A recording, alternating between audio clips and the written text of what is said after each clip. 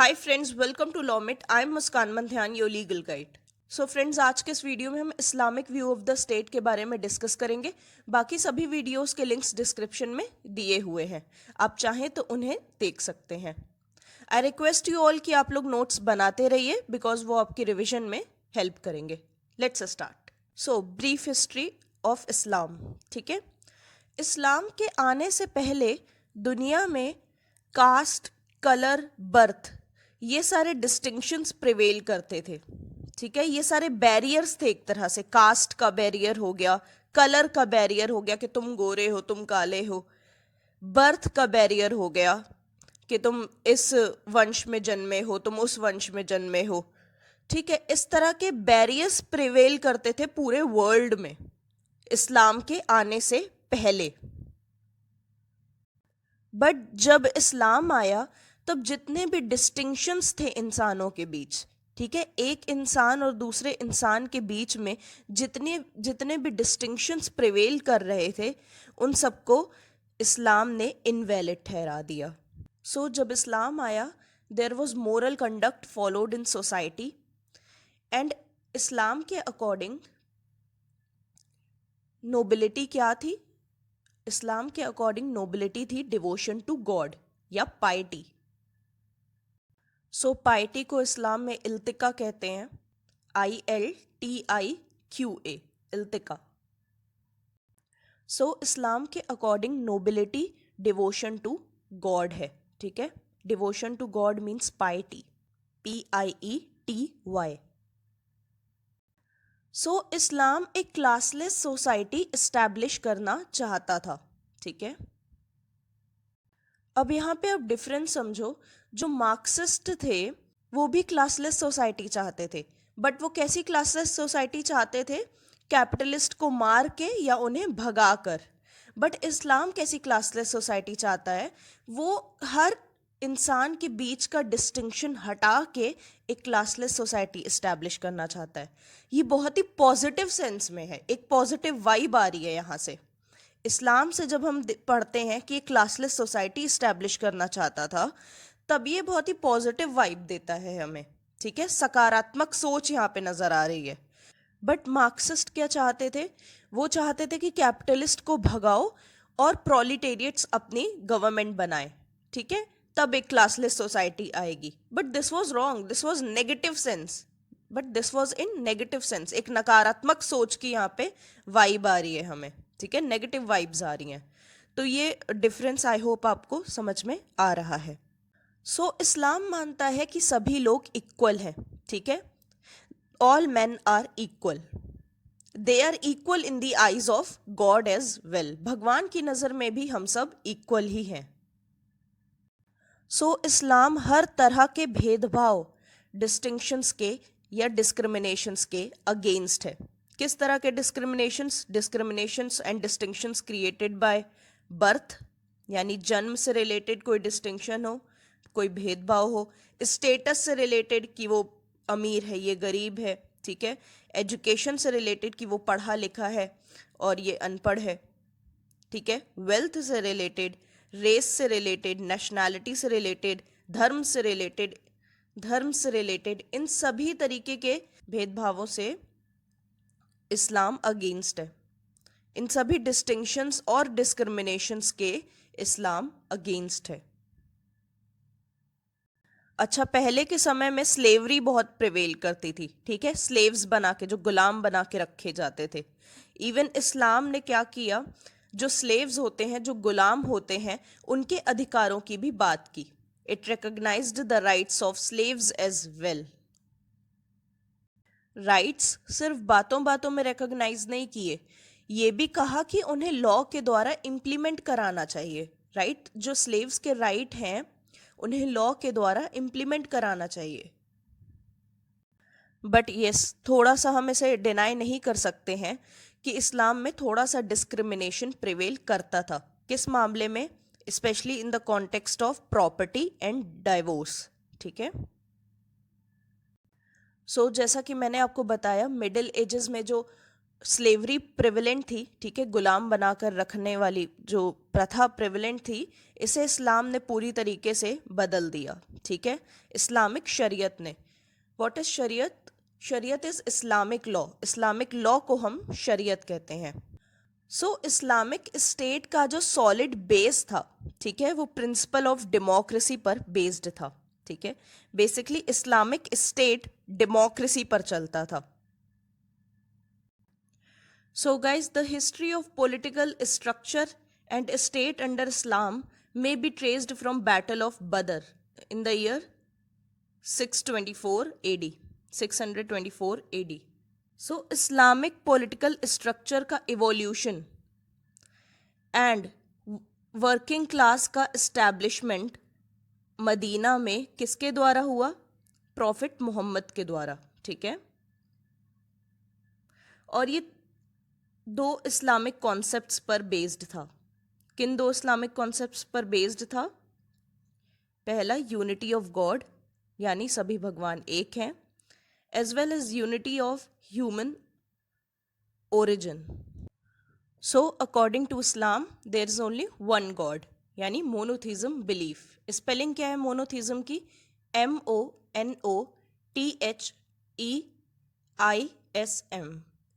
Okay. And second concept क्या है? Unity of human origin. Unity of human origin means जितने भी humans हैं वो एक ही जगह से ओरिजिनेट हुए हैं, उनका ओरिजिन एक है, ह्यूमैनिटी का ओरिजिन एक है। So concept of equality, solidarity, solidarity का मतलब होता है एकजुटता, ठीक है, and freedom dominated the Islamic organization. Equality, solidarity and freedom ने ही इस्लामिक ऑर्गेनाइजेशन को डोमिनेट किया है। यही सारी चीज़ें प्रिवेल करती थी इस्लामिक ऑर्गेनाइजेशन में। सॉलिडारिटी या एकजुटता का मतलब होता है हम सभी एक कॉमन गोल के टुवर्ड्स यूनाइटेड हैं, ठीक है, हमें कुछ अचीव करना है, इसलिए हम सभी यूनाइटेड हैं, हम एक दूसरे से जुड़े हुए हैं क्योंकि हमें कुछ पाना है। सो फ्रेंड्स, अब हम देखेंगे कि अर्ली इस्लामिक स्टेट कैसा था, ठीक है। सो अर्ली इस्लामिक स्टेट का कैरेक्टर डेमोक्रेटिक था, ठीक है, वो डेमोक्रेटिक था नेचर में, या उसका कैरेक्टर डेमोक्रेटिक था। ऐसा क्यों था? क्योंकि हर तरह का डिसीजन, ठीक है, हर डिसीजन लिया जाता था ओपन डिस्कशंस के थ्रू एंड फ्री कंसल्टेशंस के थ्रू, यानी डिस्कशंस होते थे ओपनली जहां पर सबको बोलने का अधिकार होता था एंड सभी से कंसल्ट किया जाता था, चाहे वो रिच हो चाहे वो पुअर हो, उससे ज़रूर पूछा जाता था कि आपका ओपिनियन क्या है इस मामले में। तो फ्री कंसल्टेशंस होते थे, ओपन डिस्कशंस होते थे हर डिसीजन लेने के पहले, इसीलिए वो स्टेट का कैरेक्टर डेमोक्रेटिक था उस वक्त। इन ओपन डिस्कशंस में या फ्री कंसल्टेशंस में हर इंडिविजुअल के पास ये अधिकार था कि वो इसमें पार्टिसिपेट करे, ठीक है, बिना किसी डिस्क्रिमिनेशन के तहत, और किसी भी तरीके का डिस्क्रिमिनेशन नहीं होता था उसके पार्टिसिपेशन में। जैसा कि मैंने आपको बताया कि वो गरीब है तो वो नहीं बोल सकता, वो अनपढ़ है तो वो डिस्कशन में पार्ट नहीं ले सकता और वो अपनी बात नहीं रख सकता, ऐसी कोई भी चीज़ नहीं थी। सबको अधिकार था बोलने का और अपनी बात रखने का। So at that time there was no discrimination, किसी भी तरीके का भेदभाव नहीं था। जितने भी सोशल अफेयर्स होते थे, पॉलिटिकल अफेयर्स होते थे, वहां पे प्रिंसिपल ऑफ इक्वालिटी प्रिवेल करता था, ठीक है, मतलब जितनी भी सोशल डिस्कशंस होते थे या पॉलिटिकल डिस्कशंस होते थे, वहां पे सभी को बोलने का अधिकार था, सभी को अपनी बात रखने का अधिकार था, ठीक है। तो ये प्रिंसिपल ऑफ इक्वालिटी है, कोई भी एक दूसरे से छोटा या बड़ा नहीं है। तो यही equality social and political affairs में भी हमें देखने को मिलती है इस्लाम में।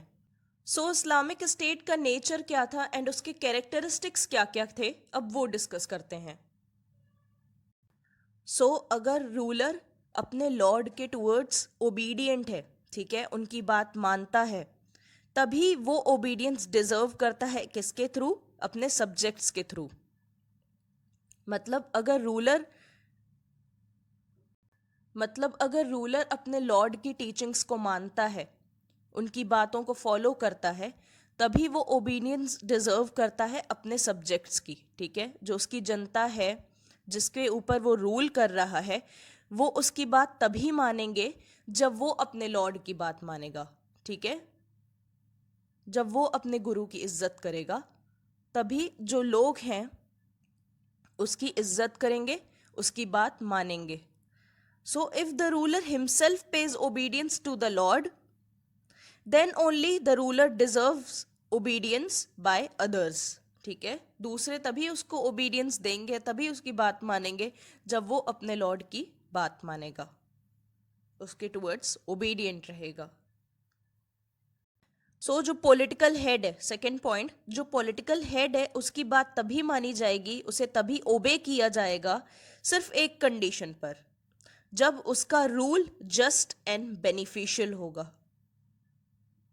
उसका रूल जस्ट होगा मतलब सही होगा, करेक्ट होगा, अनजस्ट नहीं होगा। बेनिफिशियल होगा उसका रूल, मतलब अगर उसकी बात हम मानेंगे तो हमें अच्छे रिजल्ट्स मिलेंगे, हमारी भलाई के लिए ही वो ऐसा कह रहे हैं, ठीक है। सो पॉलिटिकल हेड का रूल होना चाहिए जस्ट एंड बेनिफिशियल, ठीक है, तभी उसकी बात मानी जाएगी। थर्ड पॉइंट, स्टेट का बेसिस क्या है? स्टेट का बेसिस है असेंट या कंसेंट, ठीक है। डॉक्ट्रिन ऑफ असेंट और कंसेंट, मतलब बिना लोगों की कंसेंट के कोई डिसीजंस नहीं लिए जा सकते, ठीक है। मैंने बताया था ना, प्रिंसिपल ऑफ डेमोक्रेसी प्रिवेल करता था इस्लामिक स्टेट में, मींस रूल ऑफ पीपल। अपनी तरफ से हाँ नहीं कहेंगे, अपना कंसेंट नहीं देंगे, किसी चीज़ को असेंट नहीं देंगे कि हाँ ये काम होना चाहिए, तब तक वो काम नहीं होगा, ठीक है। वो अगेंस्ट है लोगों के। इसीलिए the basis of state is the doctrine of assent और कंसेंट। असेंट मतलब किसी चीज़ को हाँ कहना कि हाँ हम इसके लिए तैयार हैं, कंसेंट भी वही चीज़ है कि हाँ हम अपनी तरफ से हाँ कहते हैं इस चीज़ के लिए, ठीक है। कंसेंट देना या ना कहते हैं, तो असेंट और कंसेंट। फोर्थ पॉइंट, सो जिन लोगों ने, जो इलेक्टर्स हैं पॉलिटिकल हेड के, जिन लोगों ने इलेक्ट किया है पॉलिटिकल हेड को, वो विलिंगली ओबे करने चाहिए पॉलिटिकल हेड को, ठीक है। मतलब उनकी ओबीडियंस जो होनी चाहिए वो विलिंगली होनी चाहिए, ठीक है। वो खुद से ओबे करना चाह रहे हैं पॉलिटिकल हेड को, वो पॉलिटिकल हेड की बात मानना चाह रहे हैं। ऐसा तो नहीं है कि पॉलिटिकल हेड जबरदस्ती उन्हें अपनी बात मनवा रहा है। ऑटोक्रेटिक पॉलिटिकल हेड नहीं चलेगा, बेसिक सा मतलब है ऑटोक्रेटिक पॉलिटिकल हेड नहीं चलेगा, ठीक है। जितने भी इलेक्टर्स हैं पॉलिटिकल हेड के, जिन्होंने भी मिलके इलेक्ट किया है पॉलिटिकल हेड को, वो विलिंगली ओबे करें उन्हें, ठीक है। अपने मन से उसकी बात माने, अपना कंसेंट अपनी मर्जी से दें, अपनी मर्जी से उसकी बातें माने, जबरदस्ती नहीं होनी चाहिए, ठीक है। फोर्स के बेसिस पे अपनी बात नहीं मनवानी है। यही विलिंग ओबीडियंस, ठीक है, बेसिस है पॉलिटिकल हेड की अथॉरिटी का। जो भी अथॉरिटी वो एक्सरसाइज कर रहा है, ठीक है, जिस वजह से वो पॉलिटिकल हेड है, उसका एक्चुअली में बेसिस क्या है? उसका बेसिस है विलिंग ओबीडियंस, यानी लोग अपनी मर्जी से उसे फॉलो कर रहे हैं, लोग अपनी मर्जी से उसकी बात मान रहे हैं, ठीक है। किसी भी तरीके की जबरदस्ती नहीं है, किसी भी तरीके का फोर्सफुल ओबीडियंस नहीं है, यहाँ पे किसी भी तरीके का फोर्स नहीं यूज किया जा रहा लोगों के ऊपर। सो रूलर अपने ऑफिस में या अपनी कुर्सी पर तब तक रहेगा जब तक वो गुड गवर्नमेंट के प्रिंसिपल को फॉलो कर रहा है। गुड गवर्नमेंट के प्रिंसिपल्स क्या हैं? कि वो एफिशिएंट है, वो गवर्नमेंट एफिशिएंट है, ठीक है, अच्छी है, ट्रांसपेरेंट है, मतलब कोई भी चीज़ छुपा के नहीं करती है लोगों से, ठीक है, अकाउंटेबल है,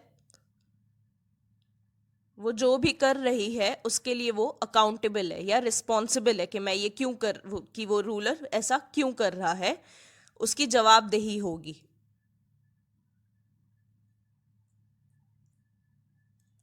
हर चीज कंसेंट पर बेस्ड है, ठीक है, सभी से पूछा जाएगा, जो भी होगा सभी से पूछा जाएगा, अकेले कोई भी डिसीजन नहीं लिया जाएगा, ऑटोक्रेटिक नहीं है।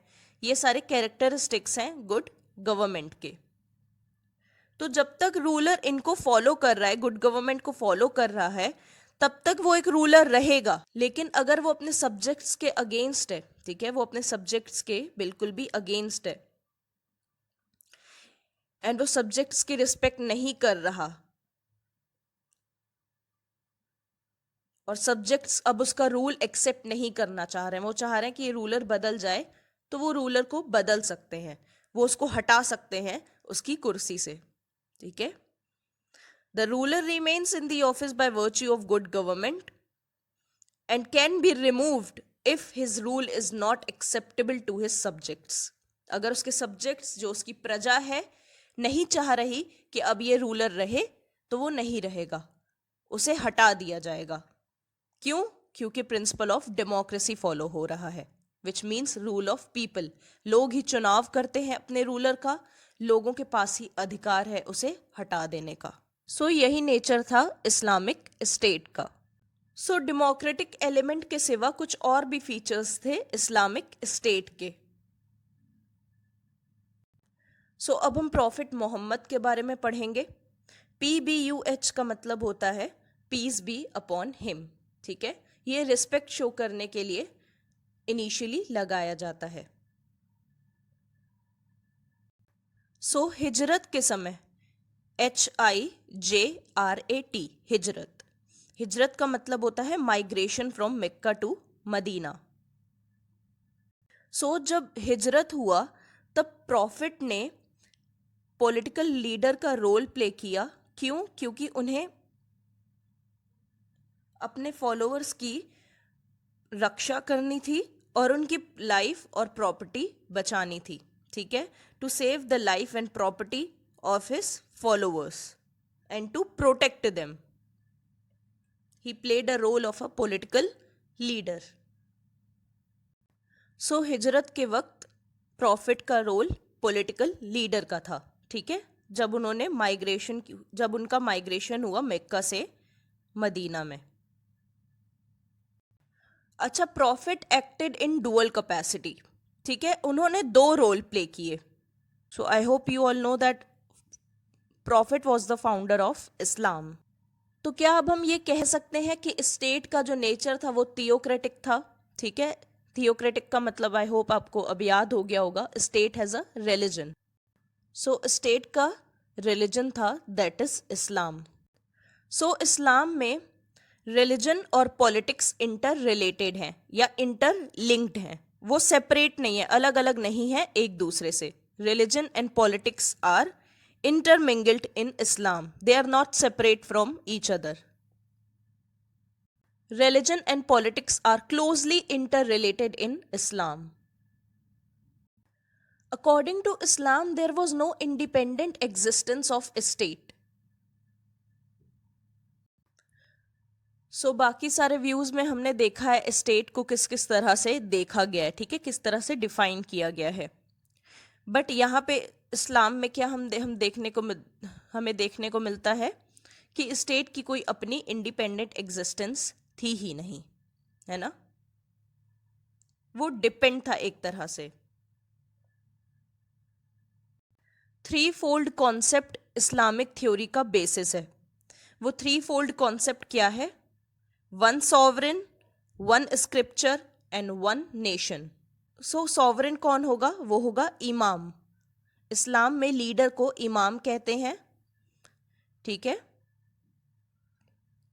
जैसे कैलिफ भी कहा जाता है, वो सॉवरेन होगा।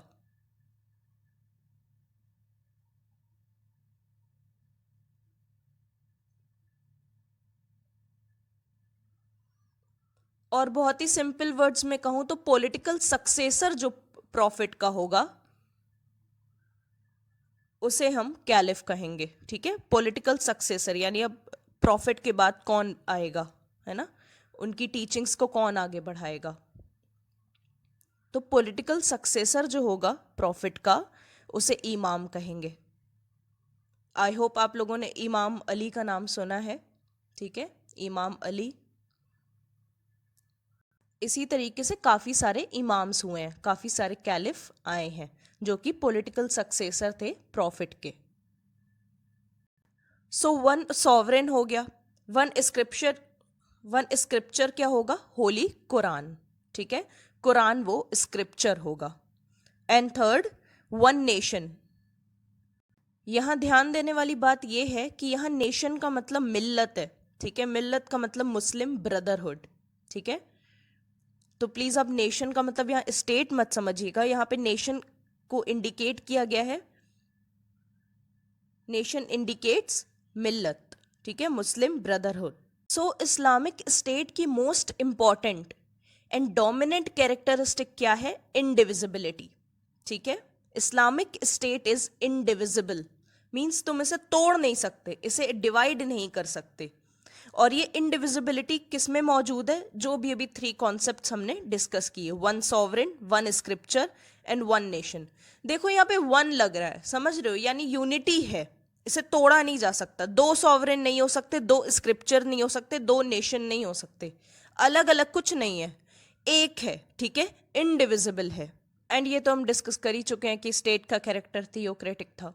सो इस्लामिक स्टेट में जो स्टेट का हेड रहता है वो लोगों के लिए रिलीजियस लीडर भी रहता है, ठीक है।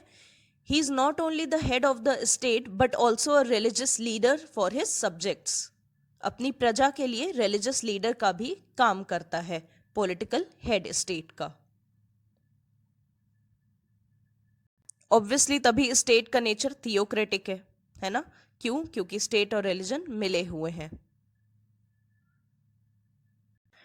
वो रिलीजियस लीडर या रूलर अपनी अथॉरिटी किससे डिराइव करता है और अपनी पोजीशन भगवान से, ठीक है। मीन्स उसे ये पोजीशन या ये अथॉरिटी रूल करने की भगवान से मिली है, अल्लाह से मिली है। और उसकी ड्यूटी रहती है कि वो इस्लामिक लॉ एनफोर्स करे या इस्लामिक लॉ को फॉलो करे, ठीक है, उसे ही इंप्लीमेंट करे स्टेट में। इस्लामिक लॉ क्या है, शरीयत। सो जो स्टेट का हेड है उसी के अराउंड ही पूरा स्टेट का स्ट्रक्चर बना हुआ है, ठीक है, उसी के इर्द गिर्द स्टेट का स्ट्रक्चर रिवॉल्व होता रहता है। The entire structure of the state revolves around the head of the state. यही head of the state chief executive भी रहता है, सोल लेजिस्लेटर भी रहता है, मतलब यही सिर्फ रूल्स भी बनाता है, कोई और लॉ नहीं बनाता है। मीन्स यही सारे लॉज बनाता है सोल लेजिस्लेटर, ठीक है, सारे रूल्स यही बनाता है, सारे लॉज यही बनाता है। The fountainhead of justice, यही जस्टिस देता है, ठीक है, जस्टिस करता है सबके साथ, किसी के साथ भेदभाव नहीं करता है। So he is the fountainhead of justice and the supreme commander of the armed forces. So यही हेड, स्टेट का हेड सुप्रीम कमांडर है आर्म्ड फोर्सेस का। जितनी भी टॉप लेवल की सिविल एंड मिलिट्री अपॉइंटमेंट्स होती थी वो इनके ऊपर डिपेंड रहती थी, इनके प्लेजर के ऊपर रहती थी। ये चाहे तो हटा दें किसी को भी किसी की पोजीशन से या किसी को भी पोजीशन पे अपॉइंट कर दें, वो इनके ऊपर रहता था कि वो कब तक अपॉइंट रहेगा अपनी पोजीशन पर। सो इस्लामिक स्टेट्स डिमांड्स और commands loyalty to God and not to thrones. ये लाइन पूरा इजेंस है इस्लाम का, ठीक है, इस्लामिक व्यू का जो पूरा इजेंस है वो है ये लाइन। तुम्हारा इंटरेस्ट है अपने सिंहासन में, बट भगवान की जब बात आती है, you are not loyal towards God and thus you do not deserve the position of head of the state. So तुम्हें भगवान के टूवर्ड्स पहले लॉयल होना होगा, ठीक है, अपनी निष्ठा पहले भगवान के टूवर्ड्स दिखानी होगी, तब सिंहासन के टूवर्ड्स। यानी जो पॉलिटिकल हेड है स्टेट का उसे भगवान के टूवर्ड्स लॉयल होना ज़रूरी है, एंड ना कि अपनी कुर्सी के लिए सिर्फ इंटरेस्टेड होना, है ना। अगर जो इंसान अपनी कुर्सी में इंटरेस्टेड है कि हाँ मैं बस पॉलिटिकल हेड बन जाऊं, तो वो एक्चुअली में अपनी सारी ड्यूटीज़ नहीं निभा पाएगा। क्योंकि वो भगवान के टूवर्ड्स तो लॉयल है ही नहीं ना, भगवान में तो उसका ज़रा सा भी इंटरेस्ट नहीं है, उनसे तो वो कतई सच नहीं बोल रहा है, सिर्फ अपनी कुर्सी के लिए वो आ रहा है। तो ऐसे लोग पॉलिटिकल हेड नहीं होंगे इस्लामिक स्टेट के। सो इस्लामिक स्टेट के फंक्शंस और फीचर्स तो हम पढ़ ही चुके हैं कि किसी भी तरीके का डिस्क्रिमिनेशन नहीं था, इक्वालिटी प्रिवेल करती थी। सो इस्लाम किंग्स में बिलीव नहीं करता, ठीक है, it has no faith in kings, राजाओं में वो बिलीव नहीं करता है। ओलिगैर्की में बिलीव नहीं करता, ओलिगैर्की OLIGARCHY, ओलिगैर्की मतलब कुलीन तंत्र, ठीक है, जहां कुछ लोगों का राज हो पूरे स्टेट पर। बेसिकली जो अमीर लोग होते हैं वो स्टेट को कंट्रोल करते हैं। तो इस्लाम ओलिगैर्की में भी बिलीव नहीं करता है। एंड इस्लाम प्रीस्टहुड में भी बिलीव नहीं करता है, ठीक है, यानी पुजारी की पोजीशन या पुजारी का जो पद रहता है उसे पोजीशन दी जाती है, पार दिया जाता है, उसमें भी बिलीव नहीं करता है इस्लाम। बहुत ही इंपॉर्टेंट थिंग, इस्लाम यूजरी को अबॉलिश करता है। इस्लाम ने यूजरी को अबॉलिश कर दिया, ठीक है, मीन्स इस्लाम में यूजरी फॉलो नहीं होती। What is यूजरी? USURY, ठीक है, ये स्पेलिंग है। इसका मतलब होता है हाई रेट ऑफ इंटरेस्ट पे पैसा देना, ठीक है, बहुत ही हाई इंटरेस्ट रेट पर पैसा उधार देना। हाई इंटरेस्ट रेट का मतलब है मेरा कि एकदम अनरीजनेबल रेट ऑफ इंटरेस्ट, बहुत ज्यादा हाई हो जो, ठीक है, उस पर पैसा उधार देना। तो इंटरेस्ट चार्ज करना इस्लाम में अलाउ नहीं है, पहली चीज, ठीक है, इंटरेस्ट चार्ज करना इस्लाम में अलाउड नहीं है। जो भी पैसा तुमने उधार दिया है उस पर तुम हाई इंटरेस्ट रेट चार्ज नहीं कर सकते, इट्स नॉट अलाउड इन इस्लाम। तो यूजरी को अबॉलिश किया इस्लाम ने यूजरी को अबॉलिश किया। सब्जेक्शन ऑफ वुमेन को अबॉलिश किया, यानी जो लोग वुमेन को, औरतों को कंट्रोल करते थे, ठीक है, बहुत ज्यादा उन्हें दबाते थे, ये चीज इस्लाम ने हटाई। So Islam abolished usury and subjection of women. Law के सामने सभी इक्वल हैं, all men are equal before law. ये इस्लाम ने हमें सिखाया, all men are equal before law, ऐसा मानना है इस्लाम का। कानून के सामने कोई बड़ा या छोटा नहीं है, सब एक हैं, कानून की नजर में सब एक हैं। अल्टीमेट गोल है इस्लाम का to create a classless society based on the human equality.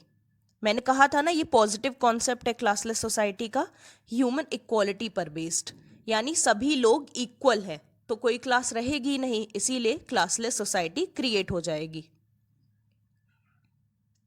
कैसे क्रिएट होगी क्लासलेस सोसाइटी? सभी लोग जब इक्वल होंगे, सभी लोग जब बराबर होंगे, कोई डिस्क्रिमिनेशन या कोई भेदभाव नहीं होगा, तो कोई क्लास रहेगी नहीं सोसाइटी में, इसीलिए क्लासलेस सोसाइटी क्रिएट हो जाएगी। इस तरह से इस्लाम क्लासलेस सोसाइटी क्रिएट करता है। सो फ्रेंड्स, बस आपको इतना ही समझना था इस्लामिक व्यू में। आई होप आपका कॉन्सेप्ट क्लियर हुआ हो। अगर आपको कोई डाउट है या कोई प्रॉब्लम है तो आप मुझे कमेंट सेक्शन में बता सकते हैं, या आप मेरी इंस्टा ID लॉ पीप्स पर आकर भी आप मुझे वो प्रॉब्लम या डाउट बता सकते हैं। I will try my best कि आपकी वो प्रॉब्लम या डाउट क्लियर हो। मेरी इंस्टा ID लॉ पीप्स का लिंक डिस्क्रिप्शन में दिया हुआ है, जहां पर मैं अपने वीडियो के अपडेट्स एटलीस्ट 1 डे बिफोर डाल देती हूँ। मेरा कौन सा वीडियो कब आने वाला है आपको वहां से पता चल जाएगा। So thank you for watching this video friends, and we'll meet soon in the next video. Good luck.